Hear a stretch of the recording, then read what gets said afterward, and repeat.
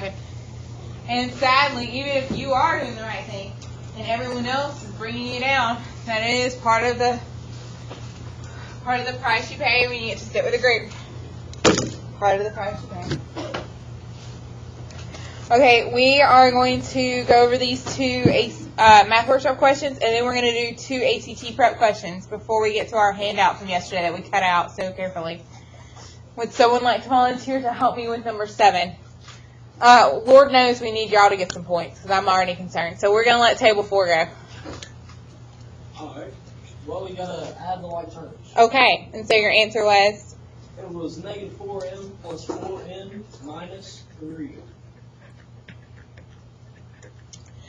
You know, you can add a point for that. That is for sure. Now, why I'm especially impressed with that is all day long I've had people answer, and he is the first person who automatically put it in what I'm going to call ABC order with an M and then an N and then nothing. Most people told me 5 plus 4N minus 6M. Not that their answer is incorrect, it's just that I like the order his is in better. What if you put 4n minus 4m minus 3? That was just an example. It should be a 3, shouldn't it? And it should be a 2. Like, oh my gosh, that's odd. You know what I meant? Like the M, N, and the number. Whoa. No. So what she's asking, he's asking you. Wait, my ADHD's kicked in with him. Let me answer him, then I'll come back to you. I'm not going to take points off if you don't have it in M, N, and then the numbers. But if your numbers are wrong, like mine just were that I had to squiggle out, then yes, you get points off for that. Yes, dear. What if you put You did this and then this. minus 4m minus 3? It's perfectly fine. There's nothing wrong with that. I'm just an ABC order person. There's nothing wrong with that. Nothing at all. Okay, and then we get to number 8. Yes, table 2. Negative 5g squared plus 3g. Negative 5g squared plus 3g. Again, like we've been discussing, Miss Compton is not so good at the negatives. Add a point if you didn't already. Miss Compton is not so good at the negatives. I have to actually distribute it on my paper in order to make my life work out. So I would have written what I'm writing here in purple. Then I would have combined my like terms and got negative 5g squared. And yes, plus 3g. So he is completely correct, 100%. But I have to show a little extra work just for my own math self. Okay, are there any questions about those 2? Yes, dear. Go get it. Yep. Take the pass the blank. Put it. Is it what I think it is? That's fine. That's fine. Okay, are there any other questions about that math workshop?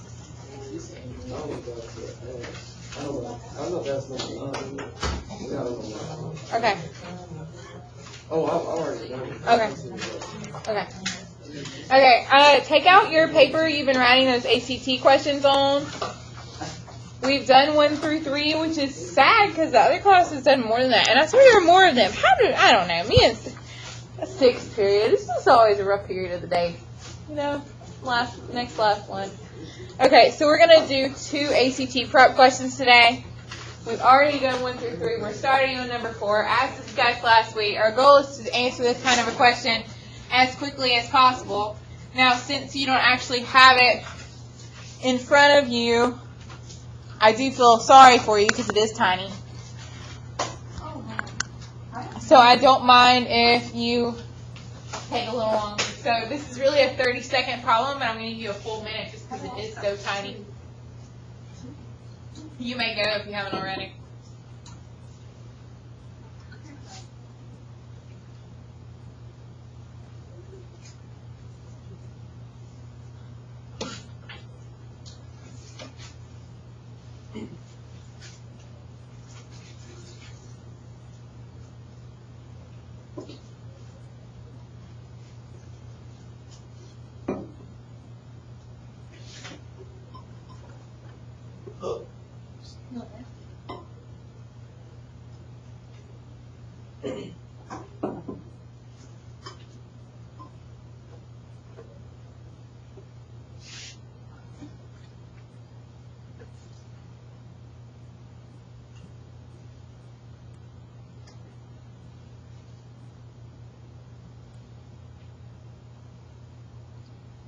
Okay, last 10 seconds. If you haven't already made a choice, you need to now.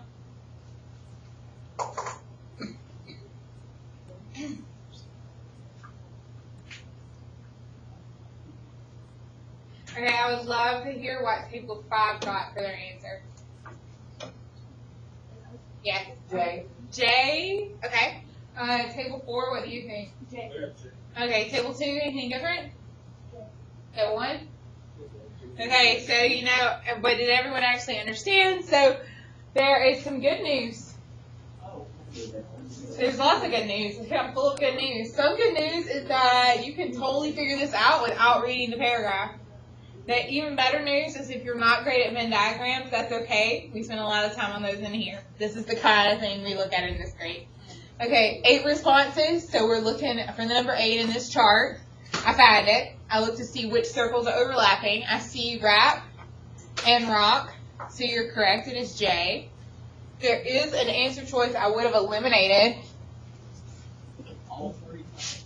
I would have eliminated K in the all 3 types of music. I tend to never, maybe on the English test, but on a math test, I never pick the all of the above kind of thing. It's very, very rarely that.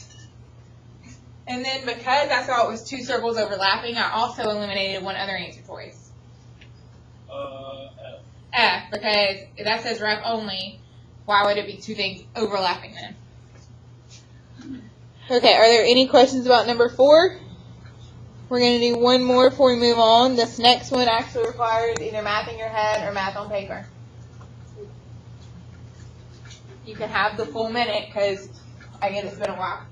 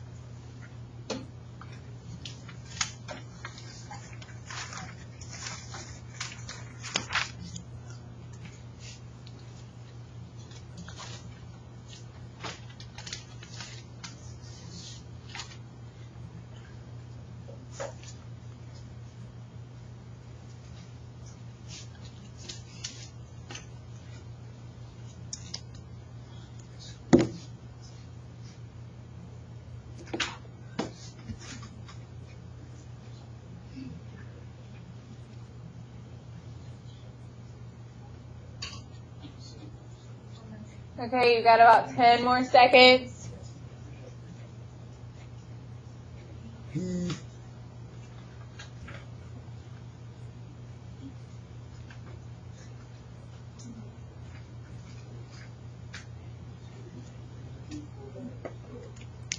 Okay, time is up. Table 1 wants to volunteer. Go ahead.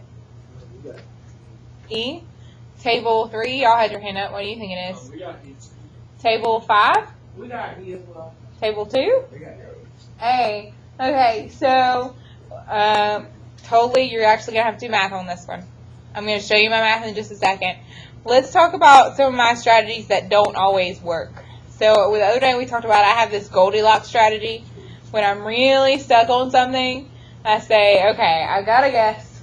If I have to guess, then I'm going to eliminate the too small. I'm going to eliminate the too big and pick somewhere in the middle. And that actually is a bad idea for this one because obviously they're saying A, some are saying E. I'm eliminating the 2 things y'all are saying. So it's a bad idea. So my Goldilocks logic doesn't always work. Okay, so we need to actually do some math. Hopefully you did on paper or maybe in your head at least. 4 plus 2 is 6. 3 times 6 is 18. The right-hand side is pretty easy. The left-hand side is where life gets tricky. 2 minus 9 is negative 7. What do we do with those absolute value bars? Okay, I'm going to let every group have a point. So 2 times 7, it ends up being 14 minus 18, and you end up getting negative 4.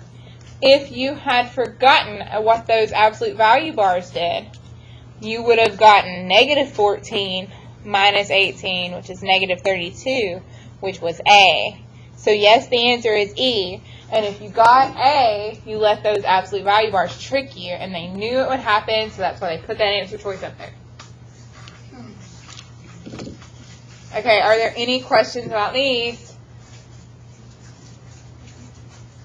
Then we're going to move on to that handout we were cutting out so cutely yesterday.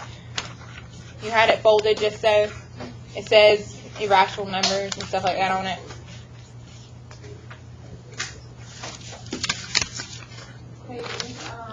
Yes, dear. How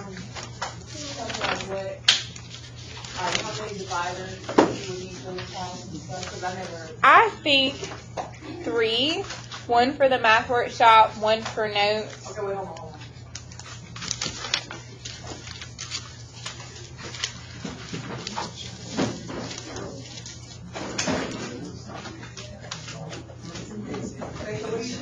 I think 3. I think 1 for math workshop, 1 for notes, and then I would do 1 separate one for study guides. But you might want to do math workshop, notes, and then just random, all the random crap I hand you. Okay. I can see either way. Okay, so you cut yours out yesterday, and I had to give away the one I cut out, so I need to cut out mine quickly. Yes, dear. Yes, dear. Come here. I messed up the thing. We'll pretend like you didn't say that. We won't make fun of you today. Well, I mean, I didn't miss it. You would have never done that. Okay, here you go. You messed up yours? I messed up my fork. You what? Remember, because you had left. Oh, you did his? Oh, man. Here's the other one. Scissors and scissors. Bless it, I'll take a point away from that. That's just sad. That is just sad.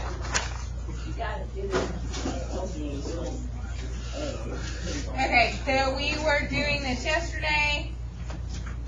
Now I'm going to make 2 copies. They stole my good one. We're going to talk about number systems. So if you had your piece of paper, well, you shouldn't have it. You were supposed to turn it in. That's your mama size. Oh, I have it. Perfect. You're going to put it in the drawer. So, perfect. Our first unit says number theory. So that means first unit would imply first test. So our first test is going to be on stuff called number theory. So the past 2 days, actually the past 3 days, we've been talking about discrete, what that word means, how that's different from continuous. And that is kind of important because, by golly, you did choose to take the discrete class, like a goober. And then we've also been talking about, we're going to start talking about numbers themselves, and the number systems and how we can classify them. Okay, if you took Algebra 2 with trig last year, you did this in your Algebra 2 with trig class. If you took Algebra 2 with trig last year, you did this in your Algebra 2 with trig class. But we're going to keep it a little more, I don't know, in Algebra 2 with trig they went real deep. We're not going to go quite as deep as they go. You're going to lay out on top of the desk. I don't think Thank you. Okay, now that me and everyone else has their handouts up to date like we were supposed to begin with, we can start. If you want to be colorful today, I totally understand. It's going to be pretty colorful myself. Okay, so we're actually going to start down at the bottom with natural numbers. And I guess before we even go there, we should talk about what a real number is. Okay, so if you read your learning target, it says we're going to classify something called real numbers. If a number is not real, it's not called fake. What is it called? Imaginary. Imaginary. Okay, well, you can have a point. Imaginary numbers. You talked about I in your last class for a little bit. We're not going to spend any time on I in here. It's not going to come up. We're only going to talk about real numbers. Those are numbers that we encounter all the time in real life. So we're going to start back at the beginning, way back, the very beginning, when everything was starting. They had to come up with a system. There's a reason they came up with something called counting numbers. Does anyone have an idea of why they needed counting numbers? What were they counting? What do they use the counting numbers for? Like different things they had. Like yeah, money. Money, but this is before they even have money systems. Why did they come up with it? Sheep. Table 1 can have a point. So I'm thinking of trade, and my go-to example is like he's saying with cows and sheep. So when I think of counting numbers, I think of counting. We can go with sheep. I don't really do pigs, but we can do sheep. Like I can actually put my hands on it stuff. So me and Brittany are going to trade. I have 5 sheep. She has 2 cows. We are going to make a trade. We are going to make a trade. So they came up with counting numbers when they were wanting to do trading. So let's start. What's the lowest counting number you can think of? On that inside flap, we're going to list it. 1. So 1, 2, 3, 4, and then it can keep on going forever because who knows? She might have 1,000 sheep and I have 5,000 pigs. We don't know. Could be even higher. Okay, what number did you want to put on this list but is not actually included on this list? 0. So I will give, I heard it from 1 and 4. So you can both have a point. Okay.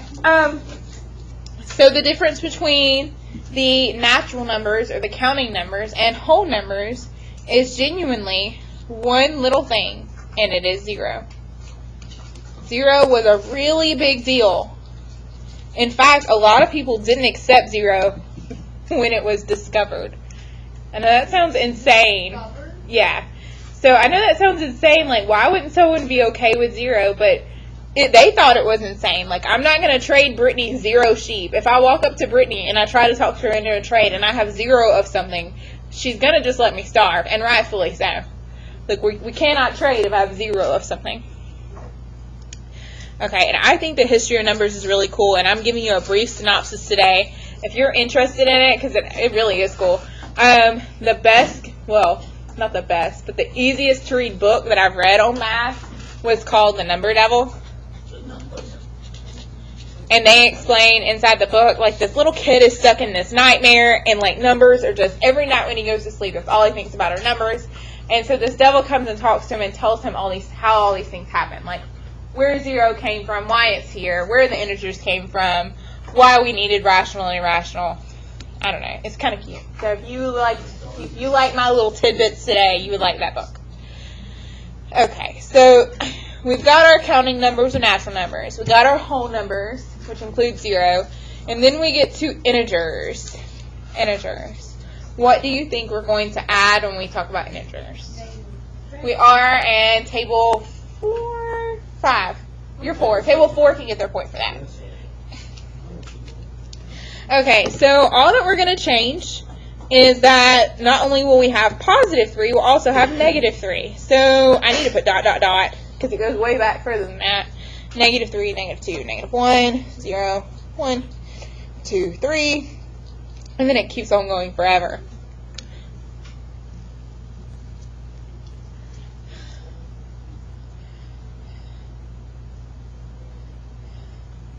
I don't know, if you're like me, you watch way too many movies, and you saw in Mean Girls, and she was all, the limit does not exist, and something about infinity. But what's a really cool, deep thought is that this list goes from 0 all the way to infinity, and you're like, that I can't even think of how big that number is. It is that big. That list has to be double the size. Because if I had positive infinity here, I've got negative infinity here. Positive 1 billion, negative 1 million, everything I have here is doubled here. It's just real deep. Like, I already thought that was huge, and then that one's twice as huge. It's ridiculous. Okay, and then if you like words, because I'm telling you, we're going to words here in discrete. Integers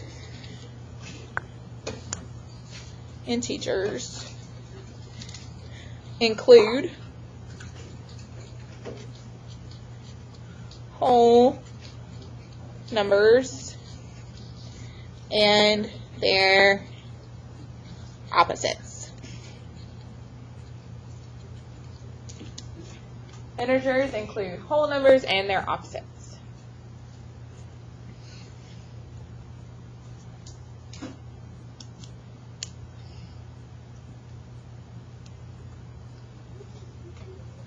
Okay, and whole numbers are great, but let's face it, eventually someone got fancy, and I'm sorry, this is going to be kind of morbid. It came up last period, and it's kind of amusing, so I'm going to use it again. I'm so sorry for those of you who do not like animal cruelty. So, you can't trade 5 cows. Or you can trade 5 cows. Let's rephrase that. You can trade 5 cows, but if they're dead, you could technically trade 5 1/2. I mean, you could cut one. I mean, that's gross. Deep thoughts. Or 5 1/3, 5 1/4. You can cut it however you want. I mean, you've been to the grocery store and you got a pound. It's not like you got the whole cow in. So real deep. Eventually, they had to come up with. Brittany can already add a point to her table because she said it a second ago. They had to come up with a thing to do with the decimals or the fractions. So table 5, you can have your point. So our next thing up on the list is going to be rational numbers, and that's where we're mostly going to live because this is going to be decimals and fractions. Now, in my algebra 2 trig class, we go deep into how the decimals have to be terminating, or they have to be repetitive. They have to eventually repeat 1, 2, 3, 1, 2, 3, 1, 2, 3, and you're like, yeah, Miss Compton, I know the next thing would be 1, 2, 3. So we won't write that here. We're in discrete. We're going to use words. We're going to say that an rational number is a number that can be written as A over B, where A and B are integers, pretty whole numbers, and B cannot be equal to something. I need someone to know what it is. Okay, thank you. Table 1 said it first. He can have the point. Last period, I had to tell him, so I'm impressed. Y'all remember that? That was a cardinal rule. That's like a cardinal sin in math class. I had these math 10 commandments. I hung them up in my room every year. No one ever read them. And, of course, this year I'm referencing rule number 1, which is you cannot divide by 0, and I don't have them to point to. Maybe I'll find them by the time we move. I don't know. Don't know where they went. But, yeah, you can't divide by 0. In fact, in this Number Devil book that I'm referencing, he tells the little boy a funny story about how if you allow division by 0, you actually end up proving that 0 is basically 1, like 0.99 is the same thing as 1. Anyway, it ends up making math explode. So you don't want math to die, because then we would be really confused. So if you don't want math to die, don't divide by 0. Sorry, my rant on that? Okay, so far we've had counting numbers. We included 0. Let me back out. We had counting numbers. We included 0. We included negatives. We finally got to decimals and fractions. And you're like, what more is there, Miss Compton? Why is there a top flap? Well, sadly, as you know, there's always those rebellious people who cannot follow the rules. And for those who just can't fit in a pretty box, they tend to be called irrational numbers. You already know some irrational numbers. We'll discuss which ones you know in a second. Since it sounds like it's the opposite of rational, I'm going to write it that way. It's a number that I wrote can be written as. I'm going to say number that cannot be written as.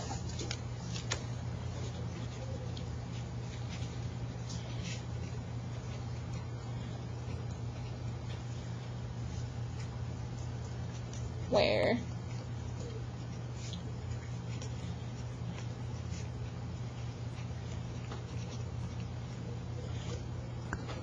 so basically, a rational number can be written as a fraction. And an example of that would be like 0.25 and 1/4. They both stand for the same thing. They're both rational numbers. Whereas an irrational number, apparently it can't be written as a fraction, which means it can only be a decimal. And in fact, we're very picky about what kind of decimal it is. The decimal form can neither terminate, and then I'm running out of room, don't know about you, I should have written higher, or repeat. I wish I'd written that in a different spot. Okay, so an irrational number. Apparently it can't be written as a fraction, which, no offense, I'm not really going to be able to point to it then. So I need a more helpful definition. So the more helpful definition is that it's a decimal form that neither terminates nor repeats. It doesn't neither terminates nor repeats. Okay, my English is not so good. Okay, what does terminate mean in math class? Get rid of. Make it 0. Zero out. Zero out is a way for terminate. Yeah, but if I said I have a terminating decimal, what would you tell me about the decimal? It has a set. Number. Oh, it's got a set. See, I knew sometimes y'all are so different because last period was like all over that. I didn't ask it was good at this time. It has a set ending. Like 0.125 and I'm done. There's nothing else I'm going to write. That's it. That would be a terminating decimal. It doesn't go on forever. Oh, you're talking about how like some decimals are like 0.123333333 Yes. forever. Okay, so I like his example. I'm going to go with it, 3, 3, and then like it keeps on going forever. So if you had to keep guessing, you would know the next number is a 3, right? Yeah. Or you could do the way she wanted to do it, 0.123 with a line over the 3, because the 3 is going to keep going forever. That would work.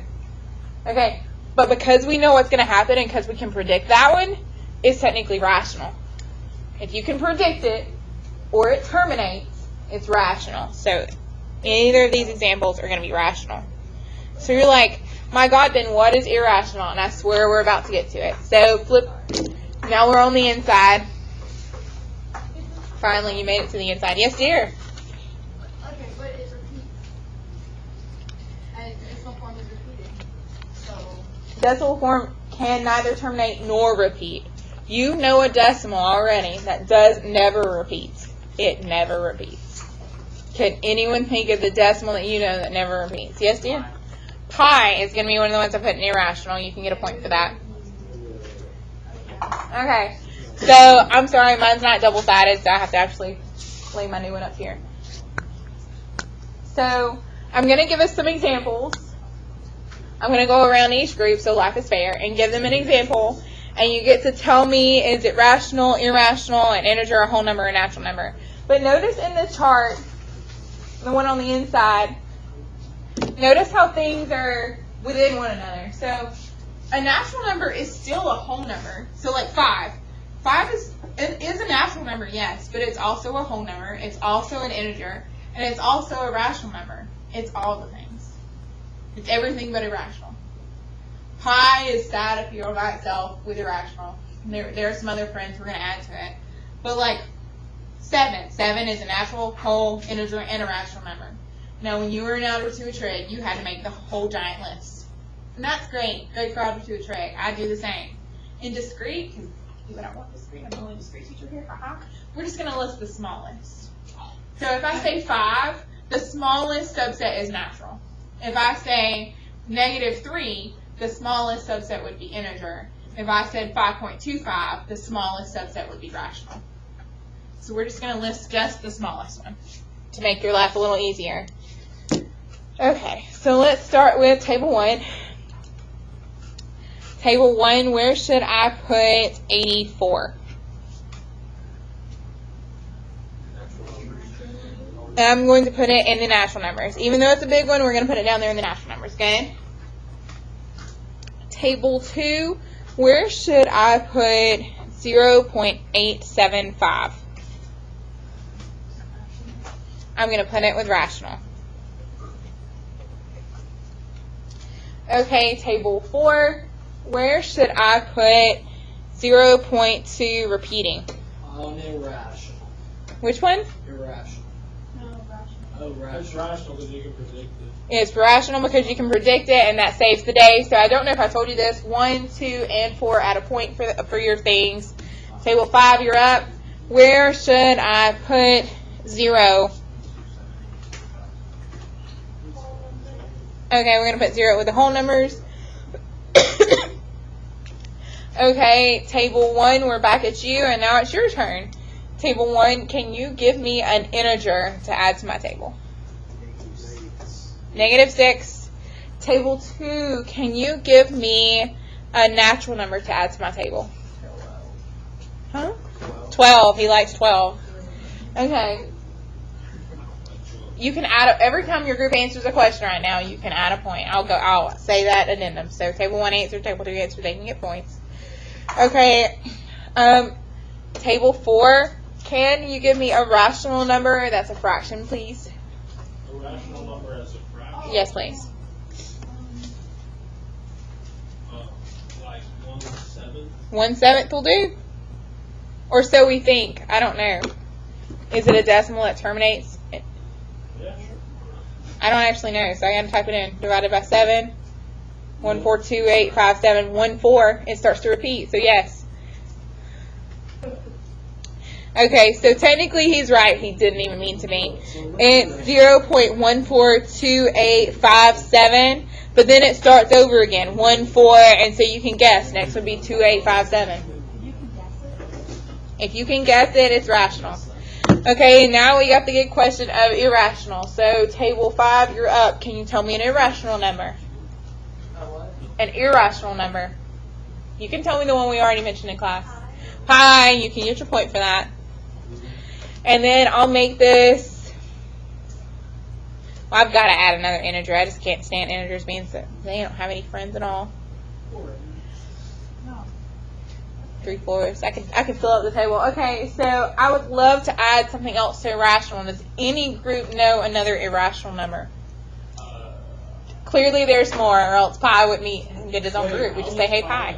Irrational if there's like those big posters that have like a bunch of... Okay, they're just bragging on how many digits they know. I know 3.14159, and then there's a ton more digits after that. There are actually competitions on how many digits of pi can you memorize. In fact, there's a whole website. If we have time, I'll show you. It's called My Birthday in Pi, and you take your birthday. So mine's May 12th, so 0512. You type it in, and it'll tell you like exactly where those 4 digits appear in the long string that is pi. They will find it.